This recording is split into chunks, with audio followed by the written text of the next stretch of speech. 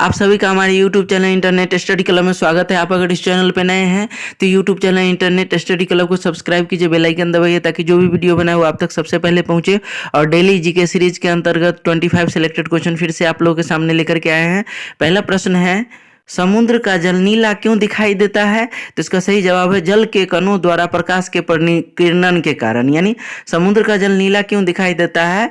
तो जल के कणों के द्वारा प्रकाश का प्रकीर्णन होता है और इसी कारण समुद्र का जल नीला दिखाई देता है। अगला प्रश्न है, सूर्य के प्रकाश की सहायता से शरीर में किस विटामिन का निर्माण होता है? तो इसका सही जवाब है विटामिन डी का। यानी सूर्य की प्रकाश की सहायता से शरीर में विटामिन डी का निर्माण होता है। अगला प्रश्न है, एम्पियर सेकेंड किसका मात्रक है? तो इसका सही जवाब है आवेश की मात्रा का मात्रक। यानी एम्पियर सेकेंड जो है वो आवेश की मात्रा का मात्रक है। अगला प्रश्न है, लाफिंग गैस क्या है? तो इसका सही जवाब है नाइट्रस ऑक्साइड।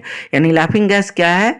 तो ये नाइट्रस ऑक्साइड है। अगला प्रश्न है, नोबेल पुरस्कार से सम्मानित होने वाली विश्व की प्रथम महिला विज्ञान के क्षेत्र में थी, वो कौन थी? तो इसका सही जवाब है मैडम क्यूरी, जिन्हें 1903 में भौतिक के क्षेत्र में मिला था नोबेल पुरस्कार। अगला प्रश्न है, हैली पुच्छल तारा प्रति कितने वर्ष बाद दिखाई देता है?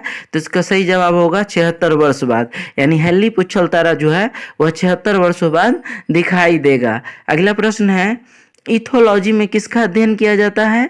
तो इसका सही जवाब है जानवरों के व्यवहार का अध्ययन। यानी इथोलॉजी में जानवरों के व्यवहार का अध्ययन किया जाता है। अगला प्रश्न है, पित्तल किसका मिश्र धातु है? तो इसका सही जवाब है जस्ता और तांबा का। यानी पित्तल जो है वो तांबा और जस्ता का मिश्रण है। अगला प्रश्न है, ऊंचे स्थानों पर पानी 100 डिग्री सेल्सियस से कम ताप पर क्यों उबलता है? तो इसका सही जवाब है क्योंकि वहां वायुमंडल के दाब कम होते हैं और यही कारण है कि 100 डिग्री सेल्सियस कम पर ऊंचे स्थानों पर पानी उबलने लगता है। अगला प्रश्न है, लोलक की घड़ियां गर्मियों में सुस्त क्यों हो जाती है? तो इसका सही जवाब है लोलक की लंबाई बढ़ जाने से उनका आवर्तकाल बढ़ जाता है, जिससे घड़ी सुस्त हो जाती है। यानी लोलक घड़ियां गर्मियों में सुस्त क्यों होती है? तो लोलक की लंबाई बढ़ जाने से उनका आवर्तकाल बढ़ जाता है और इसलिए घड़ियां क्या होती है? तो सुस्त हो जाती है। अगला प्रश्न है, हाइड्रोफाइट किसे कहते हैं? तो इसका सही जवाब है जलीय पौधा को। यानी हाइड्रोफाइट किसे कहते हैं?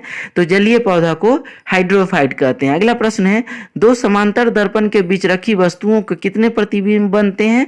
तो इसका सही जवाब है अनंत। यानी दो समांतर दर्पण में रखी वस्तुओं के बीच में, तो इसका सही जवाब है वृक्क यानी किडनी के माध्यम से। शरीर का सारा रक्त जो है यह किडनी यानी वृक्क के माध्यम से ही शुद्ध होता है। अगला प्रश्न है, किरणों पर किस प्रकार का आवेश होता है? तो इसका सही जवाब है किसी प्रकार का नहीं। यानी किरण पर किसी प्रकार का आवेश नहीं होता है। अगला प्रश्न है, हाइड्रोजन बम में किस प्रकार की न्यूक्लियर अभिक्रिया होती है? तो इसका सही जवाब है न्यूक्लियर संलयन। यानी हाइड्रोजन बम में न्यूक्लियर संलयन होता है। अगला प्रश्न है, प्रति केजी मात्रा के द्रव्यमान विखंडन या संलयन में से किसमें अधिक मात्रा में ऊर्जा उत्सर्जित होती है? तो इसका सही जवाब है न्यूक्लियर संलयन में। यानी नाभिकीय विखंडन और नाभिकीय संलयन, ये दोनों में से सबसे ज्यादा ऊर्जा नाभिकीय संलयन में उत्सर्जित होती है। अगला प्रश्न है, दो समांतर दर्पणों के बीच रखी वस्तुओं का सबसे अधिक चमकीला प्रतिबिंब कौन सा होता है? तो इसका सही जवाब होगा दूसरा। यानी दो समांतर दर्पणों के बीच रखी वस्तुओं का सबसे अधिक चमकीला प्रतिबिंब कौन सा होगा? तो दूसरा। अगला प्रश्न है, पेंसिल का लेड किसका बना होता है? तो इसका सही जवाब है ग्रेफाइट का। यानी पेंसिल का लेड जो है वो किसका बना होता है? तो ग्रेफाइट का बना होता है। अगला प्रश्न है, परमाणु बिजली घरों में किस प्रकार की नाभिकीय अभिक्रिया होती है? तो इसका सही जवाब है नाभिकीय विखंडन। यानी परमाणु बिजली घरों में किस प्रकार की नाभिकीय अभिक्रिया होती है? तो नाभिकीय विखंडन। अगला प्रश्न है, बाह्य चुंबकीय प्रभावों से वैज्ञानिक यंत्रों की रक्षा की जाती है किस प्रकार से? तो इसका सही जवाब लौह कवर में रख करके। ठीक है। अगला प्रश्न है, सड़क पर चलने की अपेक्षा बर्फ पर चलना कठिन होता है, क्यों?